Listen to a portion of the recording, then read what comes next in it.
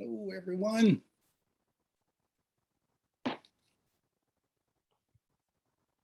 How's it going, Mr. Reed? Everything's going well. It's a good day so far today. Yeah, I'm sure you've had a little bit of a long day, haven't you?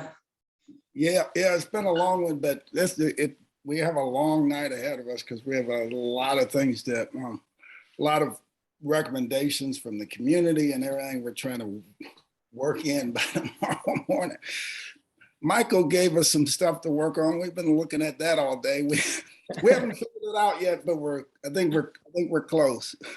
Cool. It's always great to hear that you're using the community's feedback to guide decisions. So thank you for that. Oh, you're welcome. We'll give it about another minute here. There's still some people trickling in. So maybe 6:46, 6:47 we'll get started. Okay.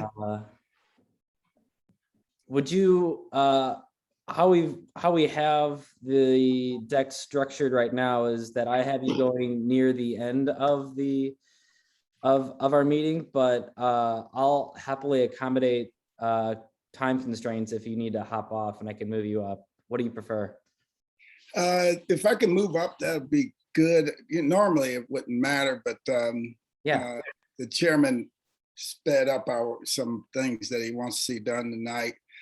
So we are fast working. Matter of fact, I think the top 3 things is figuring out your little neighborhood piece. That's part of what we have to figure out this evening to see if that's possible.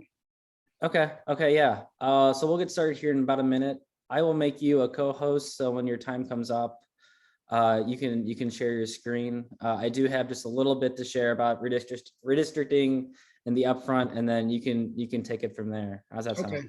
All right. Yeah. Thanks, Dan. Yeah, anytime. All right. Share my screen.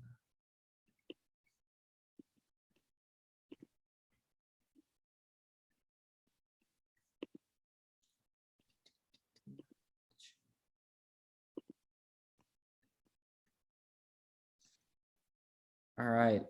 Can everyone see my screen? Looks like I see nodding heads. Great. So we're going to get started here. Welcome everyone. Thank you for joining. Some quick ground rules. I'll have everyone start on mute. If you have questions, drop them in the chat and we can unmute you. Definitely, as always, be respectful of your guests and your neighbors. If they're talking, please let them talk. Quickly, the agenda, things are shifting around a bit. We will have Alderman Lewis Reed talk about ward redistricting. We'll do our community updates. After that, do a vote for the 2022 board, a treasurer's report, crime and safety with Officer Walker. Ron Coleman should be joining us in about 12 minutes with neighborhood improvement specialist updates. And then we hope to have Alderwoman Tina. I just got on a meeting. Later in the meeting. I should be muted. I can't find. There we go. So I'm going to jump to the side part of the deck talking about ward redistricting really quickly. Just giving a high level overview of it. So 2021 is a redistricting year. The purpose of drawing a new ward boundaries every 10 years is to ensure equal representation in our local lawmaking body, the Board of Aldermen.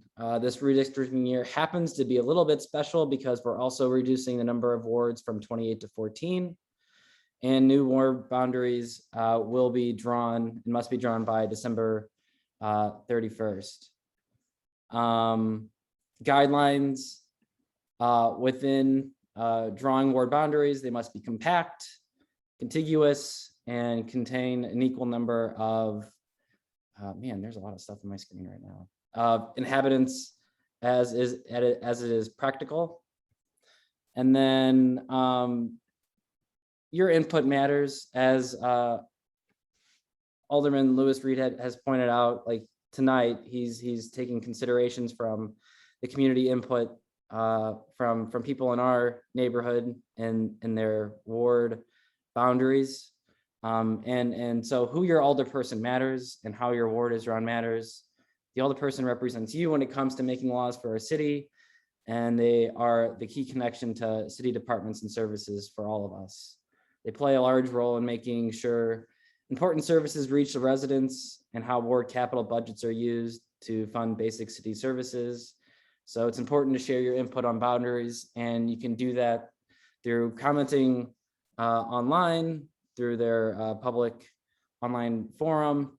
And I believe you can also send them an email. But I will let Alderman Lewis Reed take it from here and talk through ward redistricting.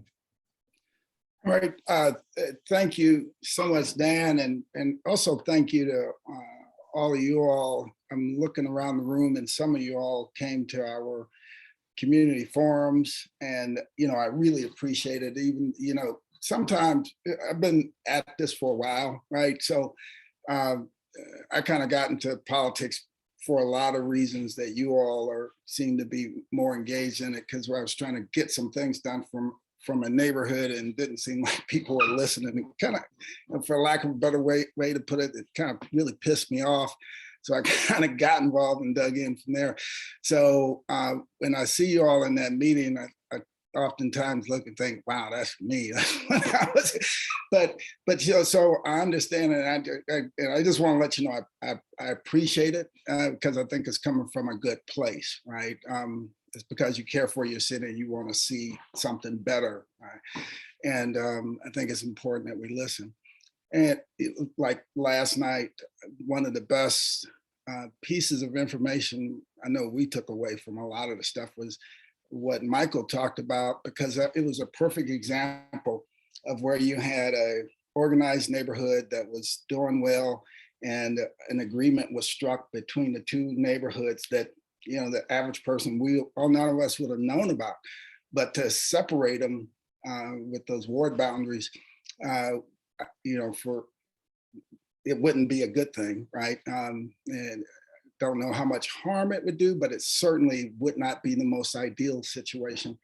So it's part of what we're looking at today to change. What I'd like to do is just drill down a little more, because looking around the room, I think most of you have a good handle on redistricting, what it means, the legal side that we have to adhere to, the 1965 Voting Rights Act was is one of the main things. Although redistricting is a state function, there are federal guidelines that we still have to follow, the one person, one vote standard and 1965 Voting Rights Act. Then you come down the paradigm, you get, you want to make sure you don't do any gerrymandering and all that stuff. We'll talk about those things just through the process of me walking you through some of the data. Let me share my screen and see what we got here.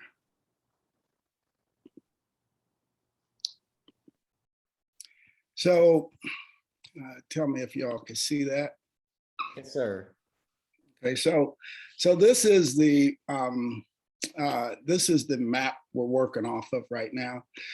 The original map that we came out with first, we worked to see if we can keep neighborhoods together as much as possible. A lot of people really were pushing for that, including some of the people here today.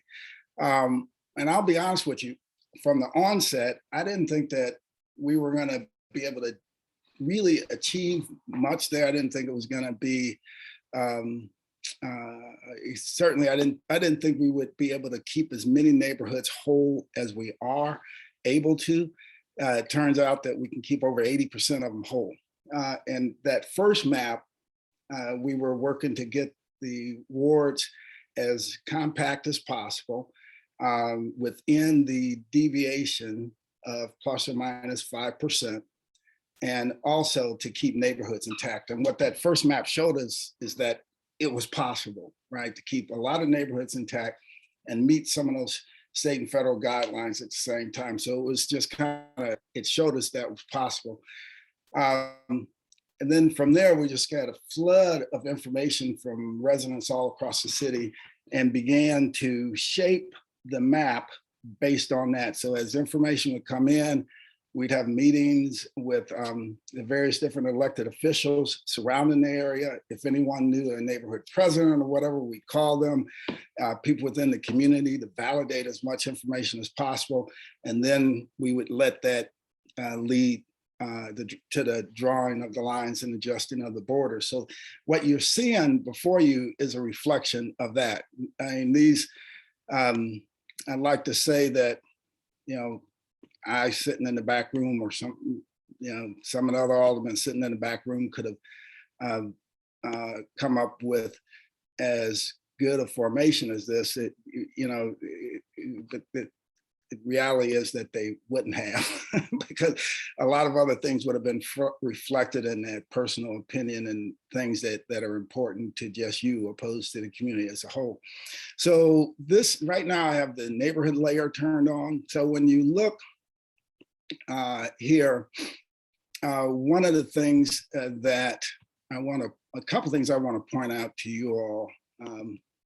So when you come down here to the center of the map, so part of what, Del Mar swoops right through the city right here, right? So part of what we're working on is making sure that we do not gerrymander districts.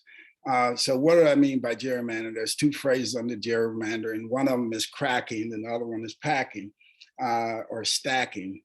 So cracking is breaking up the minority population so much so that they cannot coalesce enough votes within the districts that they reside to elect a person of their choice. Packing and stacking means to wall off or to put the minority population in a huge consolidated area so that they can only affect a limited amount of districts, opposed to how many they would be able to affect as a whole had you not isolated them or walled them off. So when you look at this map, one of the things we wanted to achieve was to take down that Del Mar divide, and we were headed toward that, but folks came in really heavy from across the city, and I'm sure some of you all did also, and talked about the importance of striking a blow at that Del Mar divide. So when you look along Del Mar, you can see that neighborhoods they all break right at Del Mar, right? So the neighborhoods end right at Del Mar and pick up on the other side of Del Mar. It's like a dividing line in the city. So what we've done is now to move some of these north side wards so that they encompass across Del Mar. So now that you have Forest Park residing in a ward north in North St. Louis, what will happen is that relationships will be built because of all the revenue, all the resources flowing through Forest Park that will allow resources to begin to be utilized beyond just some of the central corridor, right? So I think that's a good thing. And then you come down and you'll see other areas where we've come across Del Mar to begin to break down that Del Mar divide and to assure an equal distribution of resources across the city. Currently, we have 7 minority preference wards. And you see the ones on the south side, and I'm gonna pull up a polarity map because I think it's important that we walk through this. And just to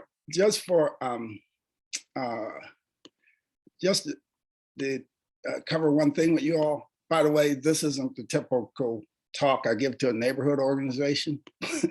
But looking across this group, you all seem, I think you all have done a lot of work related to redistricting. So I'm skipping over some of the things I would normally talk about to just talk to you about some things that maybe you have not dug into a lot. So part of what we've been hearing lately is that, hey, you need to create a district that would be a preference district for Hispanic population, right? And stuff like that. But I want to show you, it is just not that easy. So if you look here on the side, you'll see the breakdown of population, right? Whether they're African American, Asian, American Indian, Hispanic, and non-Hispanic whites. So you see the African American population very dense down through this area. So quite naturally, those are easy districts to draw and important ones to draw. If you're trying to find a Hispanic population, you see here right at West End, you see a little piece of Hispanic population there, and down through here you see a piece there, so on and so forth, down throughout the map. But you do not have a mass consolidation of Hispanic population to be able to draw a district that would be a minority preference districts for Hispanic population. But you can see, like in this minority preference district, we came down and we were able to pick up that Hispanic population through there, and then some through here. So, which makes the district even more integrated and diverse. And then when you sweep down through the city, right down around Dutchtown area, that's where you pick up. So you see in this area, you pick up some Hispanic population down through here, and a little bit there. And then that again is another minority preference ward. So we have L, H, and then we have the North Side wards, including E, that are all minority preference wards. So what that means is that we end up with 7 minority preference wards for the first time in the history of our city. Wards that extend beyond, across Del Mar to require, people to begin to work together differently and support things that, support diverse interests, right? So what I mean by that is, if you think about some of these areas, like Central West End is one of the largest, most dense neighborhoods in the city, as you all know, because you're right there. It's like 16,000 people just here in this Central West End neighborhood. But we wanted to keep that neighborhood intact as much as possible. So we left that intact, and then, Forest Park Southeast, and then coming just to the east of Forest Park, you have Covenant Blue and Midtown. So coming down Covenant Blue and Midtown, that gave us an opportunity to cross Del Mar again. That also gave us an opportunity to create a district that is a very diverse district economically, racially, age. You have business, non-business, residential. So it's a really, really interesting district. And I think that will serve all of us well into the future, right? Because of the diversity of interests that are put into that district.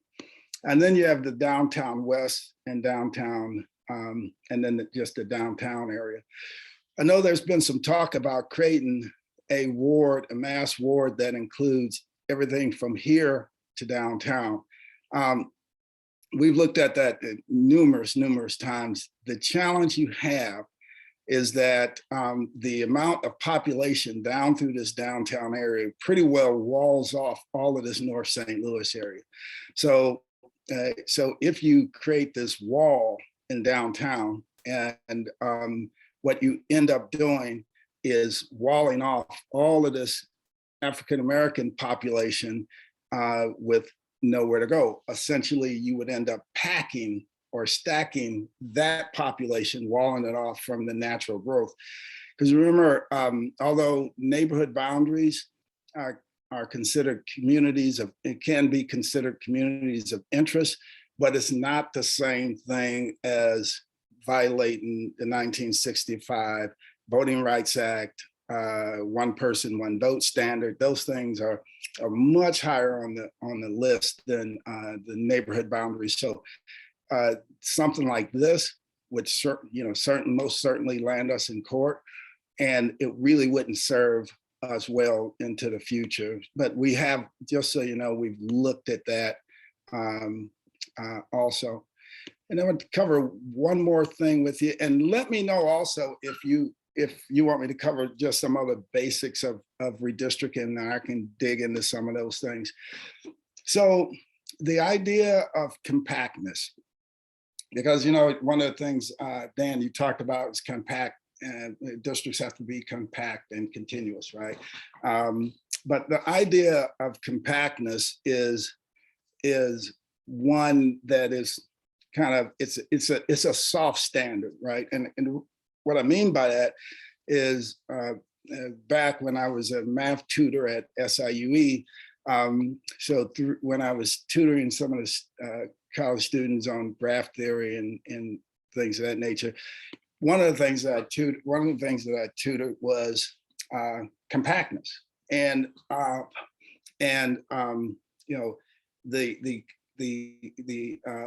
you know, and what standards are good standards that they use in the industry, which took us quite naturally through redistricting, because it's one of the places that they use it, quite often. But what you find is that, you know, there isn't any real, how should I put it, solid standard. Like, for example, if I was using Posby-Popper standard, measurement on this ward boundary right here, opposed to Schwartzburg or something like that, one of them may show that is it's a district that has had a 60% degradation. Sorry, been talking a lot today. But one may only show a 40%. So which one is correct, right? Because the various different standards measure the area differently. Some of them measure it. So if you have a long, skinny district, it would measure it and say it's a very compact district, opposed to other standards like Posby-Popper. One of the things that it measures says, okay, you look at the land mass, the square foot of land mass within that district, and then compare that to the land mass that's within a circle. And then you take the radius and measure the radius of the circle versus the length of the line around the district. And that begins to tell you whether it's compact or not, right? But what the courts have found was in areas like this where, so you have that long arm going up here with virtually no population, but it's part of the city, right? So there's no way to have this attached to any ward within the city and it be a perfectly compact area, because every time you have a long extension coming off of a solid mass, that long extension, the longer it goes, the lower the compaction by almost every measure, right? So what courts have found was when you have this, and it has to follow the natural geographic shape of the county or municipality, that there are allowances being put in place for that. So now that we have this base map almost ready to go, and it will be ready to go across the next couple of days, we have to look at the things that you want us to look at. There are about a dozen things like that from across town that people have requested. So we're looking at all those. And once we get those done, the next step would be to run our compactness test across all of these districts, with several measures, right? It may be Roanoke, it may be REAC, and on how you say it. Different people say it differently. But we're probably going to, I think convex hull is a good measure for us here in the city. Having used that you know, many times in the industry, I think that will be a good measure for us to use when you look at the shapes of the wards and the shape of the that we start with the district, right? And also the shapes that that following the neighborhood boundaries are driving us to. Because when we follow these neighborhood boundaries, those shapes aren't always perfectly square shapes, right? You know, they jet out, they make, make, weird curves and stuff like that. So convex hull will probably end up being the best overall standard for us as our #1 standard, but we will have others backed up behind that. And if we find that we have a lot of things or some districts that must be changed because they fail completely in every standard, we'll go back and begin work on those, but do it in conjunction with the community and the alderman or anybody who wants to weigh in on it. And with that, you can, hopefully it was okay for me to skip some of the other legal things that I normally talk about when we talk about redistricting,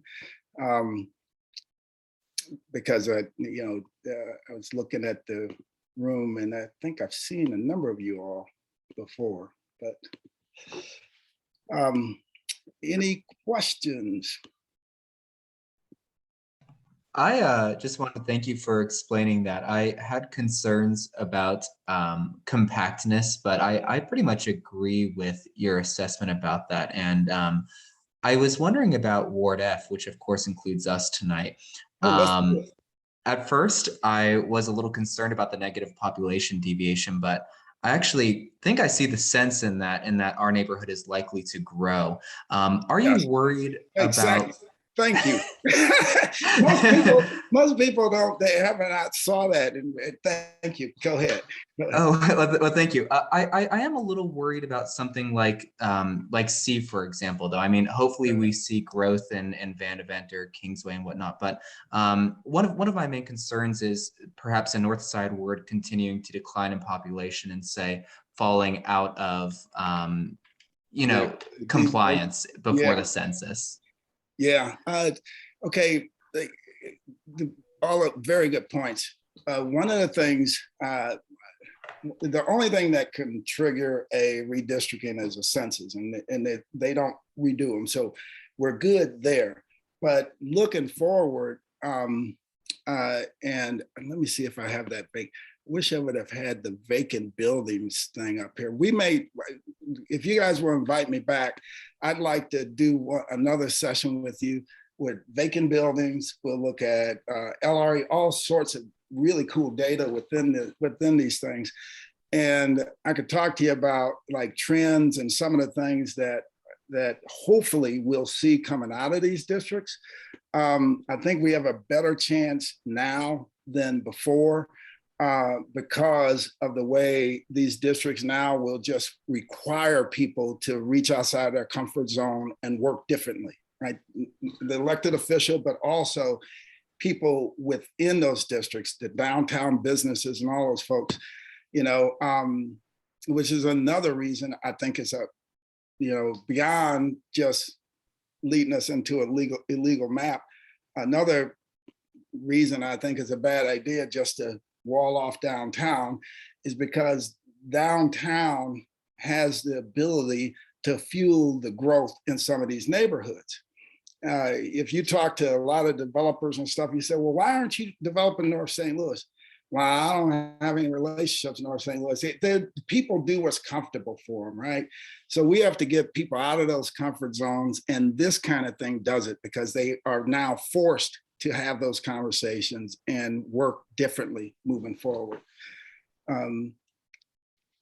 But again, I just have to thank each and every one of you all that weighed in so heavily and so passionately. It was a good wake-up call. So, and it works. And I think it leads us to a better map.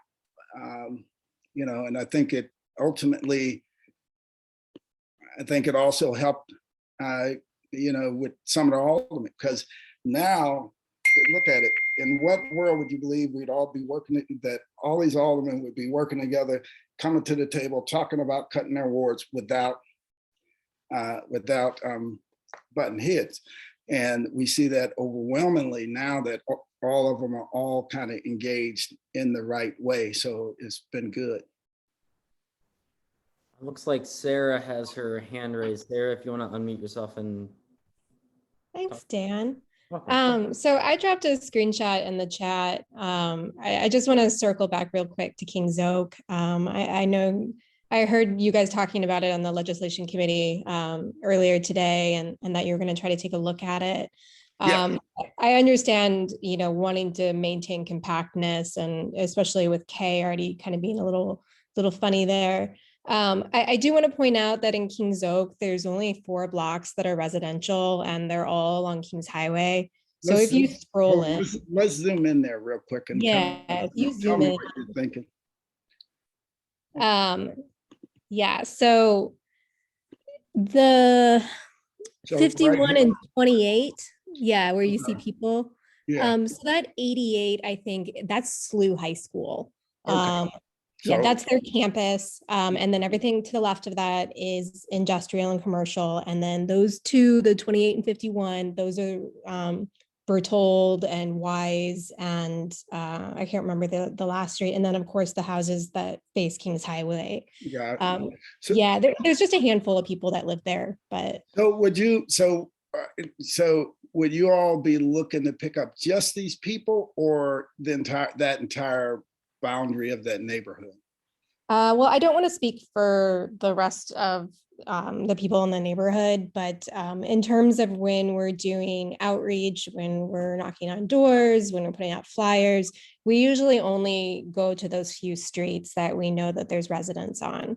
Okay, so if and you all have to tell me what'll work, but if they move all of the gray squares, if they move all the gray squares over and leave these as is, does that work for you? Or and here's what other thing I'll tell you is, thanks Brian. Other thing I'll tell you is that when they move that over, we'll run a compactness test on it both ways. So once they move that population over, because once they move that over, we're going to have to we'll figure out what to do over here. But if it does not change the compactness much more from here versus all of it, we'll put all of it in there. You know, Okay. see what I'm saying? Yeah, But we'll that start would be wonderful. right here. Okay, I appreciate it. Thank you very much. Okay, you're welcome. And someone asked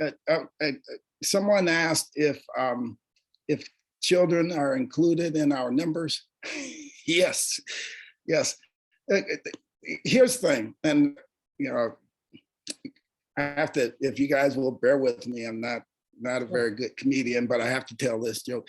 You know, as an African-American male who with four not young anymore, African-American kids, how likely do you think it'd be that I would like not count?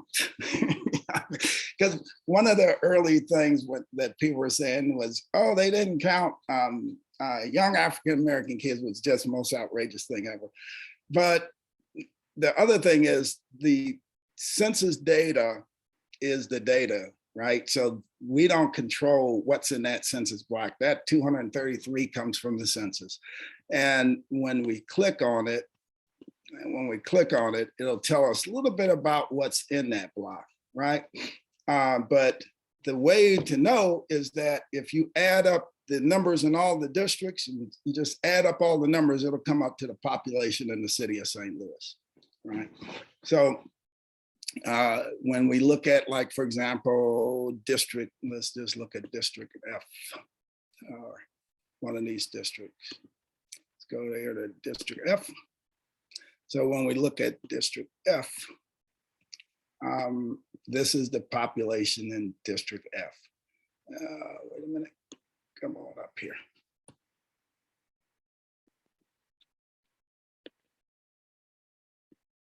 Come on. let me get off of this. I'm on the wrong thing. There we go. Now, and what happened to my window? Oh, here we go, data view. So this is the population. So when I'm sitting right now on, it's a little bit skinnier.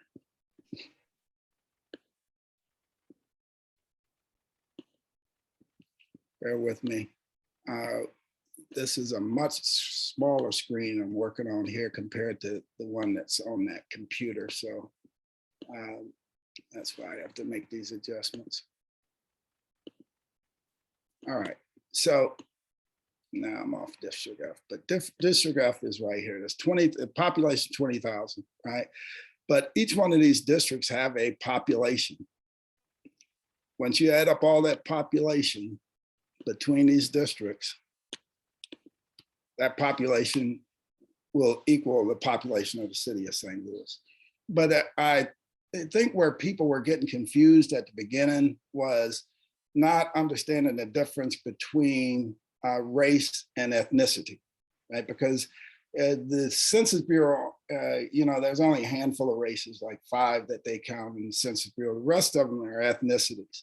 So when we output the data for the interactive map, there's roughly 486 categories on that. Of those 486, only a handful of them are races. The rest of them are ethnicities. So it could be, Irish, it could be German, it could be whatever, right? But your race would be white, but your ethnicity would be Irish or German or whatever, right? So I think that's where people were confused when we first rolled it out, because we probably should have done a better job of explaining the difference between the two. So when they were looking at the numbers, they just didn't add up for them. All right, any more questions? If there aren't, I want to thank you all, but I would love to come back and dig into the LRI things, vacant abandoned buildings, and some of those things, just to kind of give you a whole different perspective of things across the city. Also just thank each and every one of you for your comments and everything that helped us to get to where we are right now. I think we're in a much better place than where we started. I think we still have a ways to go, but please stay engaged. Well, I don't have to ask you all to stay engaged. You guys have been very engaged, so continue to stay engaged. And if there's anything else that you come up with, whether it's in your area or not, let us know like right away, even if it's like at midnight tonight, because we're taking as much information in as we can and to get as much done in the time frame we still have left. Can you let everyone know how they can make a comment and submit that to you guys really quickly? Oh yeah, absolutely. Michael, you want to do that for us? Michael knows better than I do. You can post. Michael's he's been there, and Brian, they've been on top of it. So, at least now I know where you guys live. See, but you can go to the St. Louis City's website, Board of Aldermen redistricting. For your neighborhood, you guys are very on top of it. So, but yeah, so if you please leave us a message, call or whatever, so that we can get this thing done. And thank you all so much for everything. And thank you for giving me so much time also. Can I show you one more thing? Yeah, go for it. Real quickly. And I hesitate because some of you all may have already seen. So what this shows is like where some of the comments came from, and what the comments were. I know the chairman said it helped in like 8 different changes. It helped in a whole lot more than that. I'm not sure what number he was using. Maybe he was talking about massive things or things that he was working with or whatever. But we've had well over 300 comments come in already that has helped to really fine tune what we're doing here. We're tracking all of them, reading them, and trying to take the the stuff we can out of them and see if it's reflected, and if it's not, if it's even possible. Some things aren't possible, but if they are, we want to make sure to capture them. That's All really right. All right. Thank you all. Yeah, thank you for your time. Happy to have you back some other time to talk about LRA and vacant buildings. But for now, we'll let you get on to work. Going to do some other work, you guys. See y'all later. All right. Bye-bye. Take care. Thank you.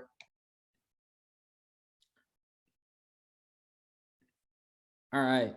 I hope that was helpful to everybody. If you would like to submit comment, you can do so via this link here at stlouis-mo.gov/alderman/redistricting. You can also give them a phone call at 314-622-4114 or send them an email at redistricting@stlouis-mo.gov. I am going to jump back to the start of our agenda and start with community updates.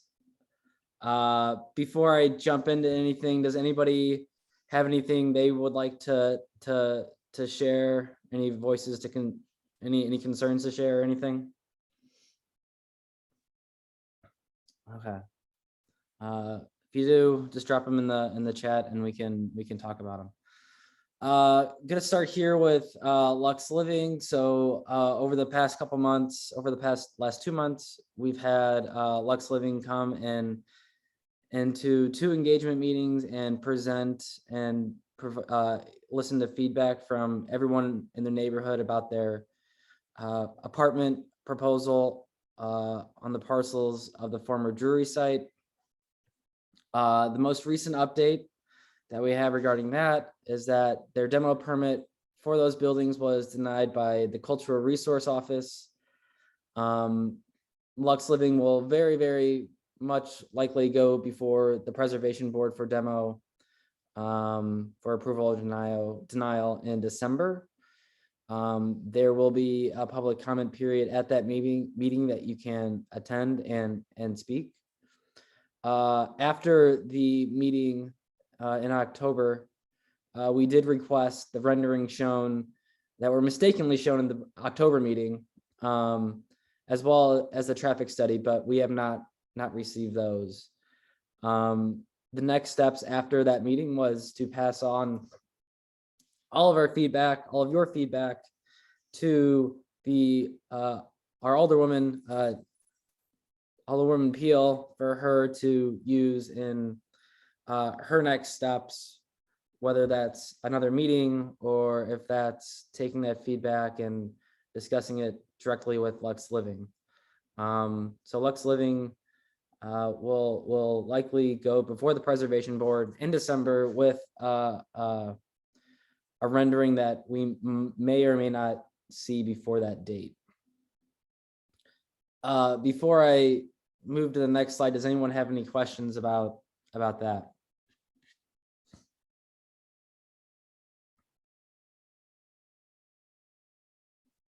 Okay. Another community update here is tomorrow. Sweet Tea is hosting a community engagement meeting about narwhals and loaded, which is it's a proposal going at the corner of Kings Highway and Venaventer. If you would like to provide feedback on what they are proposing, you can attend that meeting in person or in Zoom. You can attend in person at Space Architecture, which is at the corner of Kentucky and Manchester. I won't read through all of this, but you can go to our website at forestparksoutheast.com, and there is a short write-up of what they are proposing at that site. All right. 2022 board election. So this is an election month, and we had nominees made last month at the October meeting. If you would like to vote in today's meeting, you must be a dues paying member. membership is pay what you can. You can make a payment today, mostly today tonight at this meeting through Cash App. But otherwise any other time via check, cash, or check or cash. For this vote to take place, how we are going to conduct it is that I've created a separate breakout room in which I will place any dues paying members here tonight who would like to vote into that room, and then I will share a Google forum in which they can cast their ballots. The forum has been shared with the members, or at least a member of the election committee.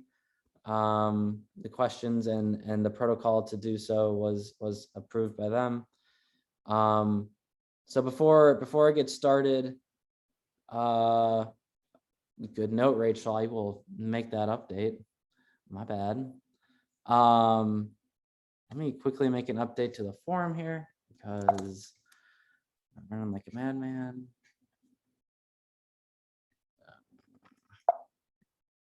1 second. So many screens.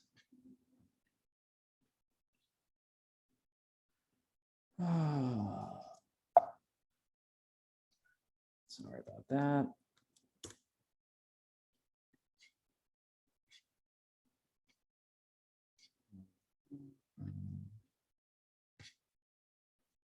That's right.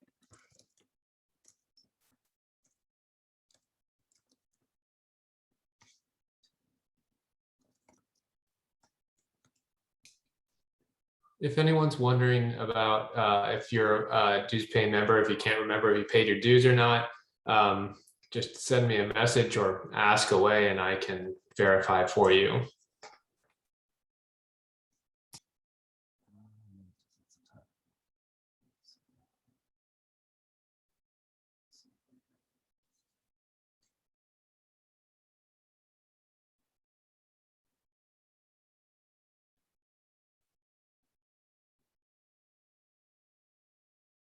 Second.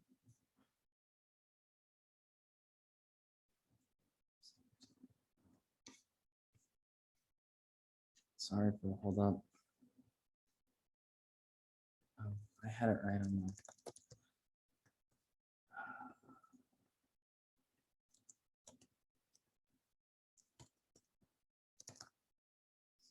there. Okay. Let me.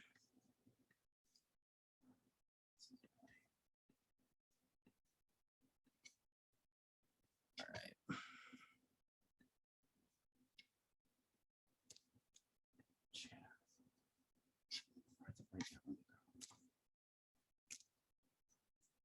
It is a little difficult to do this all on one screen. Where did the breakout room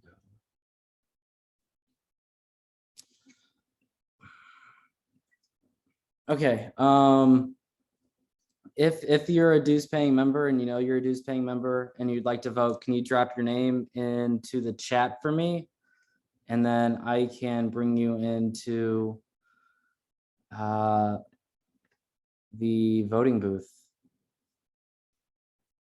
Ryan.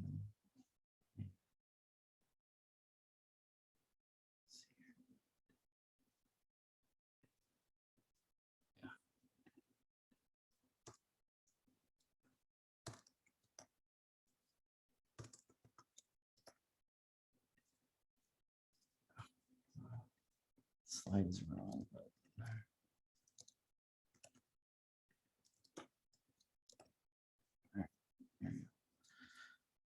how much longer? 5 minutes. Okay.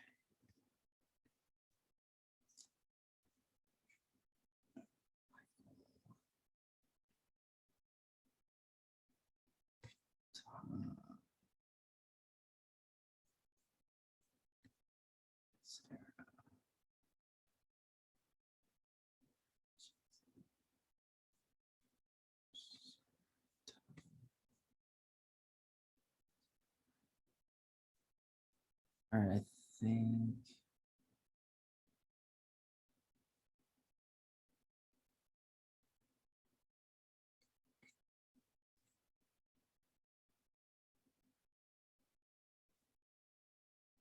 So I've just added members into the voting booth. I'm gonna join them really quickly and I will be right back. Oh, I can't.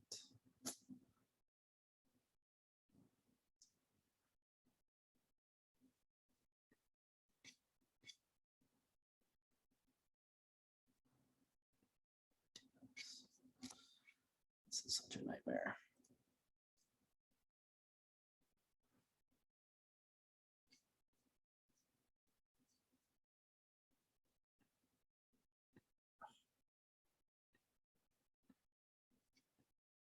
You got away with it since your video wasn't on. Whoa. Oh, I mean, I'm sitting in bed because Michael's in the middle room. So All right, well, I don't think I can actually share just to this room. I don't know, I'll give it a try. Mhm. Let me know if that works. Got it. Mhm.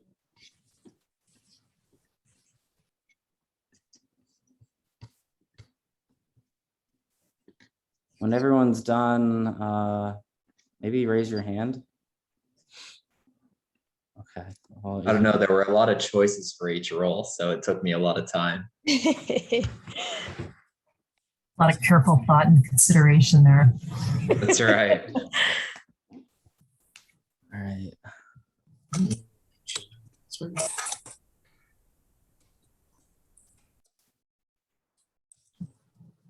Oh, I see virtual hands. I'll do that too.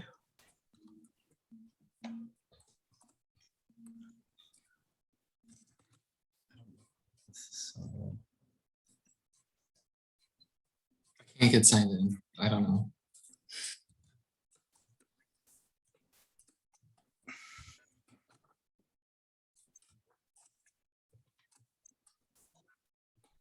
has anyone not voted? Maybe that's easier.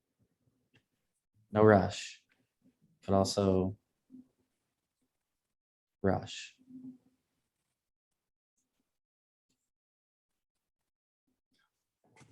Everyone voted? Yes, no? I have not yet. Okay, okay. It's sorry. No, that's okay. This is a tricky process. I didn't know how to sign in. My model shows that we can still probably call a winner. Yeah, we're good. We're good? Yeah, exit polling indicates that. That's right. I've seen enough. I will try to cancel this room. I close all rooms. Is that what I have to do? I think we can leave room too in the bottom right there. Oh, let's do that. Let's all leave the room. Try that.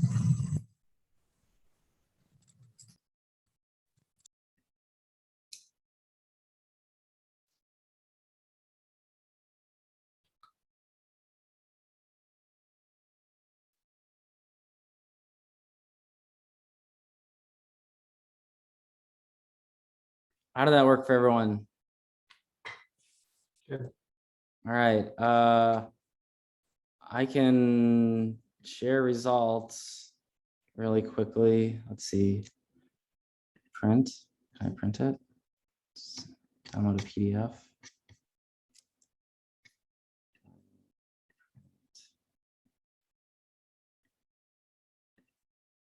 This PDF. Desktop. All right. I guess I can also share my screen. So here are the results of the election. For president, Dan. For vice president, Michael Browning. Treasurer, Aaron.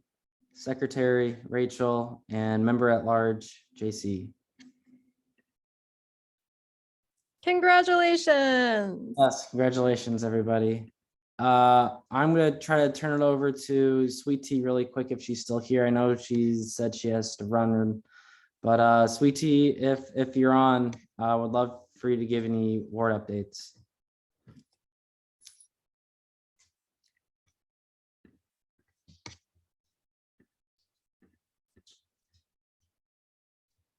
I think you're still on. Let me.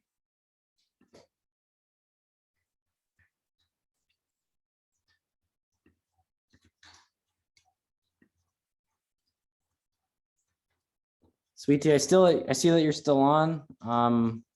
I believe you're muted if you're trying to speak.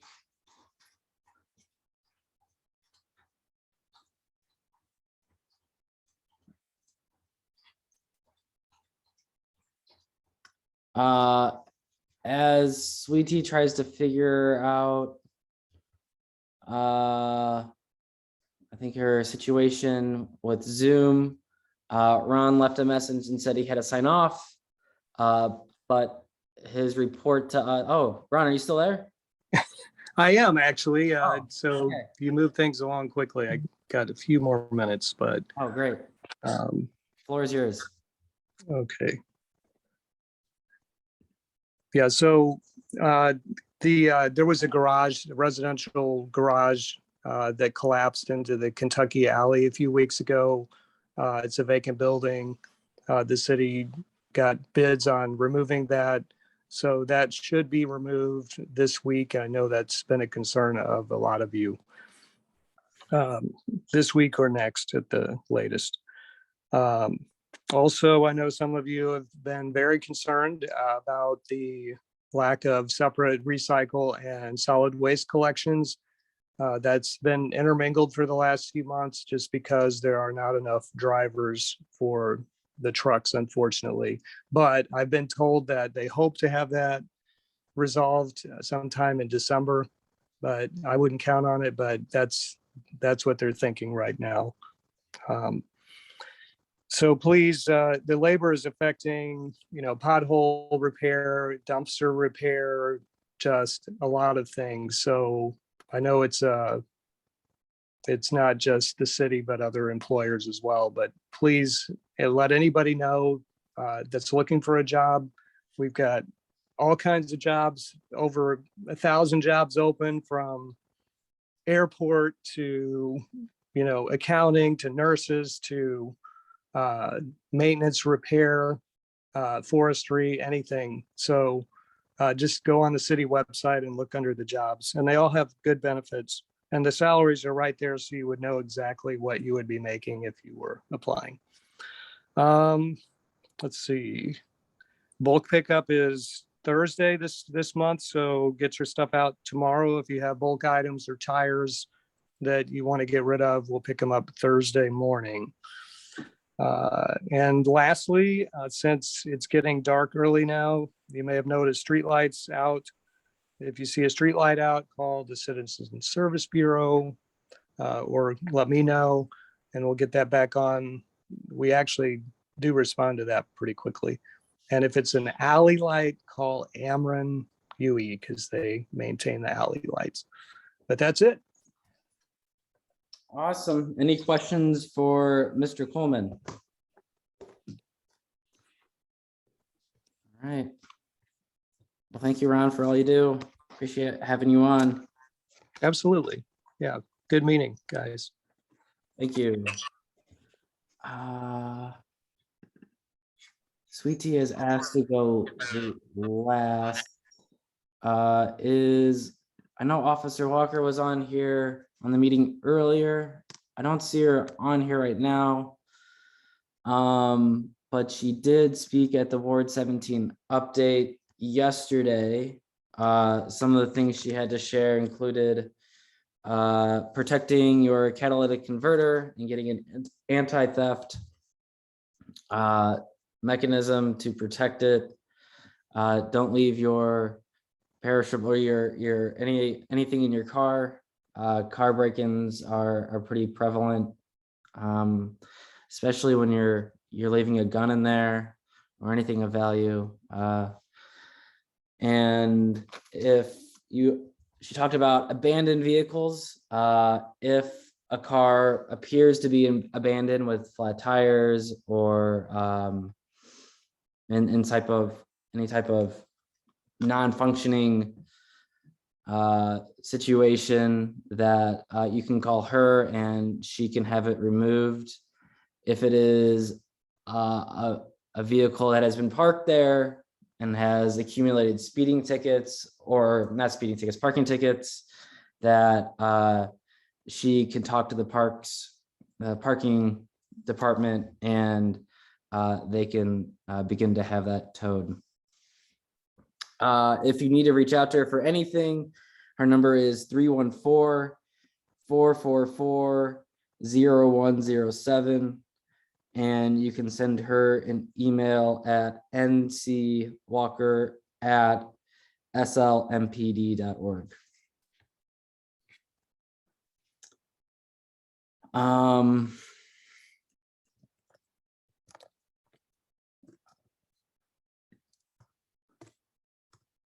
Any questions about security that I can pass along to her, or that we need to discuss? Oh, no. Okay. I think Sweet Tea is still at the Tiffany Neighborhood Association meeting. She's probably available at 8 if we want to stay on for 15 minutes and programs, our tutoring, after school, the things that we were doing.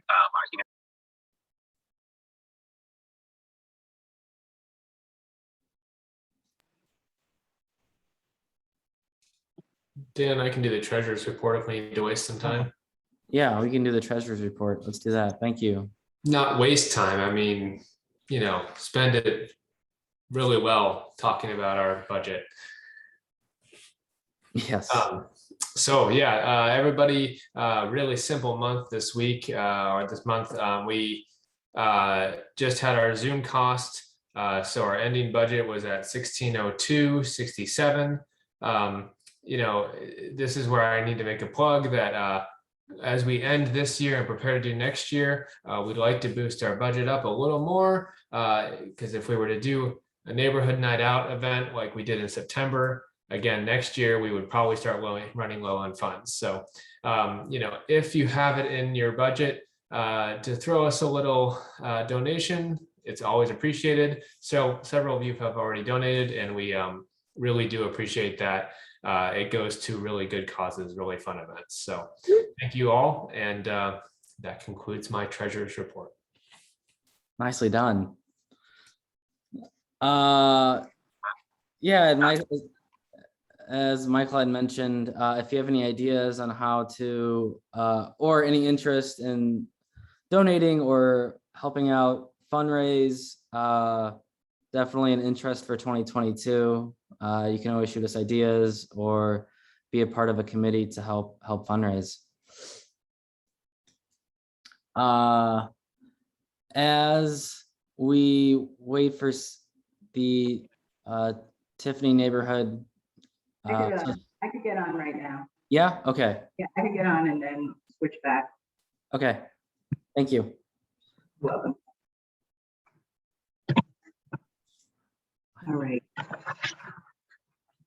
Thank you, everybody, for having patience in terms of waiting for me, in terms of different meetings I have to be on. So I did hear a bit about the redistricting. I thought that President Reed did a great job in presenting what has been happening in terms of redistricting. After the redistricting is done, one of the things that we're going to be talking about starting in January is municipal legislative salaries. At this point in time, the alderperson job is a part-time job. However, most of us are doing it full-time because there's so much work. However, every 10 years or when there's redistricting, we can look at the different salaries. At this point in time, we are one of the lowest salaries in the Midwest for council people and alder people. And I can make a presentation in January regarding what information we have seen in Chicago and other areas. So that's just an update. So I'm on 4 committees, and the 2 committees that have had have been very active. One committee is the Streets, Traffic, and Refuse Committee. And three things that we have been doing and I have been focusing on. One is a lot of people are asking for speed humps and speed bumps in Ward 17. And each alderperson has a different way and procedure in terms of putting in speed humps and speed bumps. And the way I'm doing it is I'm not a traffic engineer. And so I'm going to have the streets department study the areas that people are requesting to have the speed humps and speed humps. And so one of the things is we do get 5 free studies, and then additional studies will have to come out of the ward capital. And I'm willing to use that in order to be able to get these speed bumps and humps in the right place. And also this would be for stop signs. A lot of people are asking for stop signs. And so again, I'm going to use the experts in the street department to be able to determine where we're going to place that. The next thing is in terms of the Streets, Traffic, and Refuse Committee is that we're doing an investigation right now on the city toll lot. KDSK, their investigative team has found that there are a lot of issues at this point in time in terms of our toll lot. And these are some of the issues that we have been presented. We've had already 2 hearings, about 2 hours each with the city toll lot. One of the things we see is inconsistent and unfair policies. We see that there is a lot of policies that are not written down. So that is one thing that we're going to request from the toll lot. Another is that people have been saying that for them to retrieve their vehicles, they've had to pay a lot of money. And there are some conditions in which people can retrieve their vehicles for no money, and folks are saying that they had to pay. One individual had to pay $950, and that's quite excessive. Another issue regarding the toll lot is there have been missing cars when people are trying to retrieve them, missing money, and also belongings. And then there has been times when people have been trying to retrieve their car and it has been auctioned off. And sometimes that the issue is because the toll lots have not been able to find, or they've identified the improper owner. So we're going to have more hearings regarding that, and we'll be looking at what types of procedures and policies our city toll lot needs to do, because this is an accountability issue. And so this has come up actually about 7 years ago previously. And what we're going to try to do is really hold the city toll lot accountable. One of the great things is that we just got a new director of streets, traffic, and refuse. She came on about a month ago. Her name is Bethany Williams. And so I think we're going to be seeing some changes in terms of that department. And then in terms of refuse, a lot of people have been contacting me regarding recycling.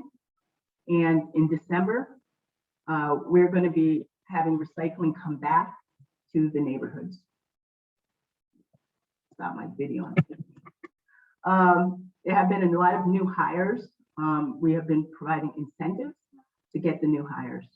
So I know a lot of people are going to be happy about that. Recycling also, for those of people who have gone to the City Foundry and the food hall, one of the things that I've seen and I've actually gotten concerns and issues are is that the food hall has not been recycling. They don't have any recycling opportunities. And so they're going to be working with Earth Day, St. Louis, to look into how the food hall can have recycling and composting. There have been about 10,000 people a week that have attended and gone to the food hall. So that it is really, really great in what City Foundry is doing. Also, last Wednesday, Fresh Times, the market, has opened up. And I don't know if you've been there. It's really great. One of the things about Fresh Times is that they have organic and that type of food, but they also have a lot of reasonable food. They are actually contracting out to I don't know what the business is, but it's like a Costco, a big wholesaler. And so they do have food that is what I would say reasonable prices. And some of them I've seen are actually Aldi prices. So you could have a different type of, economy in terms of food. Parks and environment. I'm also on the Parks and Environment Committee. And so what we have been focusing on, we've been touring the parks.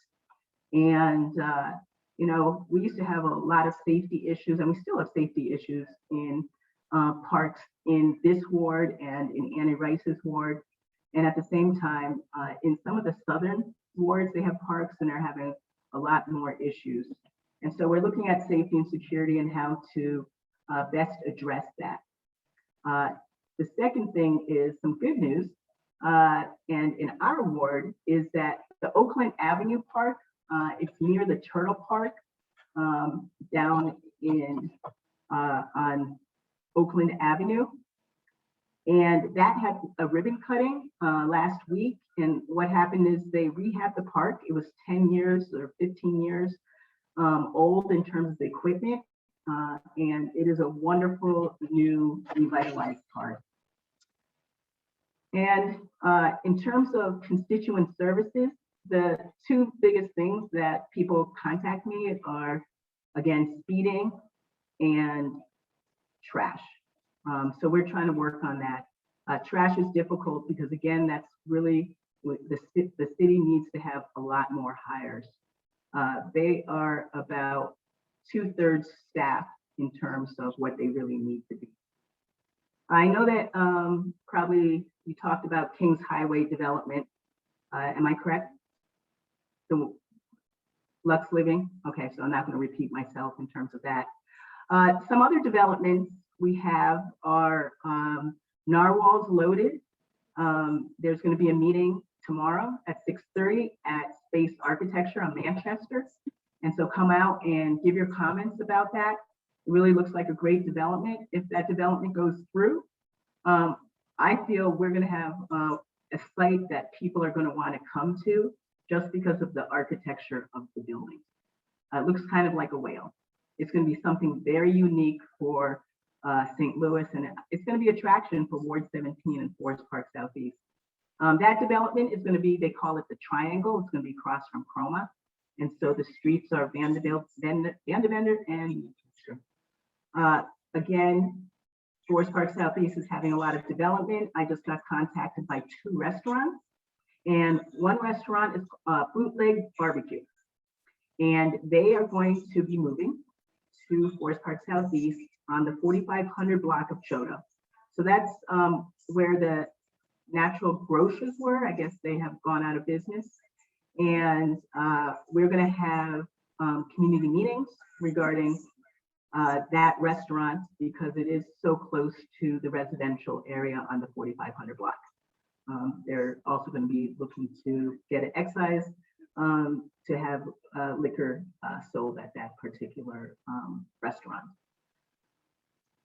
The Optimist Club, I don't know if people have been following the Optimist Club and the development there on Lindell. So what has happened about a month or 2 ago, I was opposed to the demolition of the Optimist Club because it's a historic building.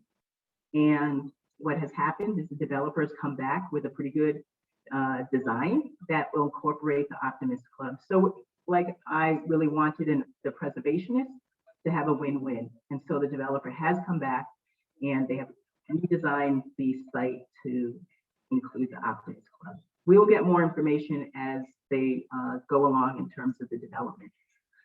Street paving.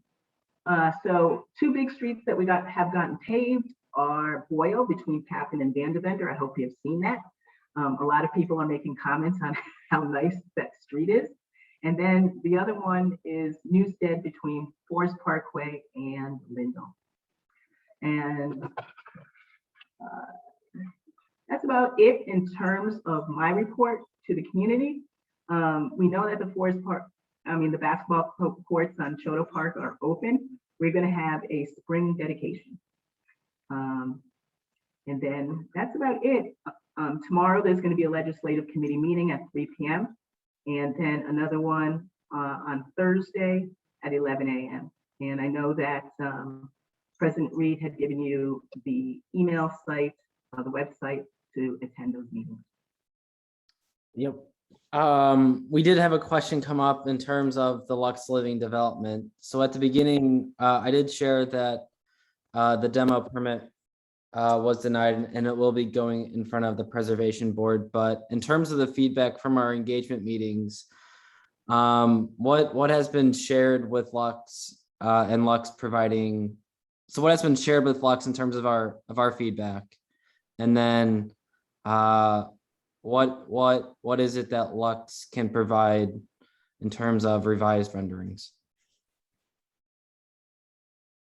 Okay, at this point in time, so the first question is what I've been speaking about with Lux is that I've had a meeting with them last week. And so one of the biggest concerns in terms of the development of that site is to get the entrance and exits to that property on Kings Highway instead of through the neighborhood. So that is the focus in terms of having that particular priority issue addressed and have that happen.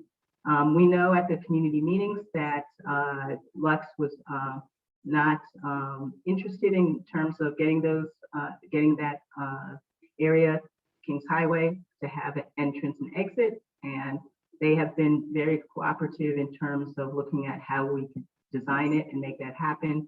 We're going to be talking to the streets department and other departments to look at that particular opportunity. And what was the other question? And then I'm going to have to get back to the Tiffany meeting. Yeah, I think the second part of that question was if Lux will be providing revised renderings based on that feedback. Yeah, they will provide renderings in terms of whatever happens in terms of changing the Kings Highway entrance and exit. Okay. If people have any questions, is there a good way to reach out to you about anything? Yeah, just contact me through email and that would be the best. Okay, and I can drop that email in the chat as well. Thank you. I know you're busy, so thanks for coming out tonight and talking with us. Okay, thank you. You're welcome. That is about it for tonight.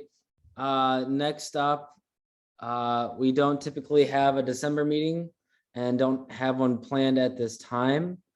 Our next planned meeting would be the third Tuesday in January, which happens to be January 18th. And then Rachel, I see your hand is raised. The last thing here I have is considering 2022, some questions to ask. That wasn't the question. It was something along the lines of what topics do you want to see as a discussed in 2022? It's something that we'll like to talk about at our January meeting and to help prioritize the topics for the year, and then how the board can be the most useful to everyone in the neighborhood. Rachel, I saw your hand was raised. Do you want to talk? Yeah, I know we're out of time, but and I know Sweet Tea had to drop off, but I was just curious if anybody had heard why CRO denied Lux Living's demolition, if it was due to some historic significance of the buildings or if it was for another reason. Because I'm just thinking if they denied it, how will that impact others who may want to develop those parcels in the future if it's based on some historical significance of the buildings or whatnot? I have not seen official word on why they denied it. It could be because Meg saw that the buildings were significant. It could be because they did not provide the site plans for her to make the evaluation, which would then mean it would be kicked over to Preservation Board, or Lux could appeal that denial and kick it over to Preservation Board. But I have not heard anything in regards to the reasoning why. No worries, just curiosity. Yeah. Same boat, same boat.